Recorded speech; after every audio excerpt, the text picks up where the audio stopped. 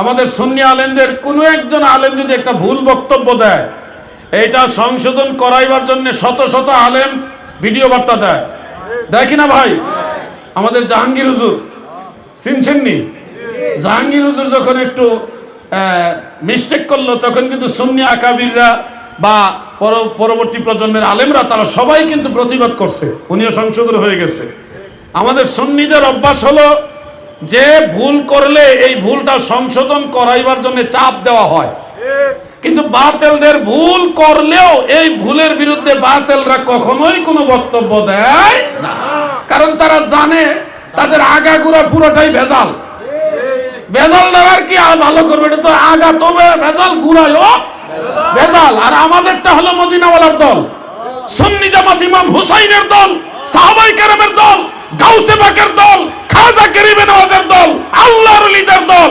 নবীর দলে কোনো ধরনের অশোভনীয় আচরণ কিংবা কোনো শিরক বিদআত মেনে নেওয়া হবে না। এটা হলো হক্কানিয়তের লক্ষণ। আমাদের মধ্যে ভুল হইলে ভুলটা সংশোধনের কথা বলা হয়, কারণ এটা পবিত্র রাখতে হবে, এটা নবীর আমানত, দয়াল নবীজির আমানত।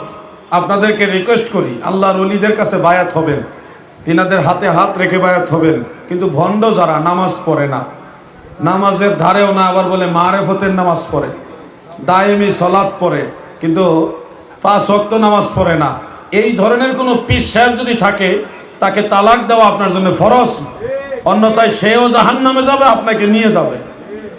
আমরা সুন্নি, আমরা জাহিরি সালাতও মানি, বাতিনি সালাতও মানি। যার জাহিরি সালাত নাই, তার বাতিনি সালাত আসবে কোত্থেকে? দুধ যদি থাকে আপনি দই বানাইতে পারবেন, মাখন বানাইতে পারবেন, ঘিও বানাইতে পারবেন।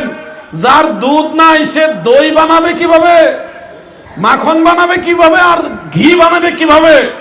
অতএব যার জাহিরি শরীয়ত আছে তার কাছেই বাতিনি শরীয়ত আছে, তরিকত হাকিকত মারেফত আছে।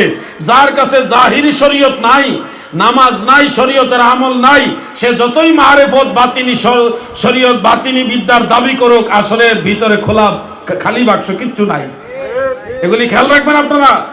আমার নবীজির চাইতে মারেফত জাননেওয়ালা বড় আর কেউ নাই। তাহলে সেই নবীজি তো কখনো নামাজ ছেড়ে দেননি। নবীজি দেখেন, এখানে আরো অনেক কথা আছে, সব কথা বললে এখানে সমস্যা বলতে মানুষের ক্যাপাসিটি হবে না, পেস লাগাই দিব, ফিতনায় জড়ায় যাবে।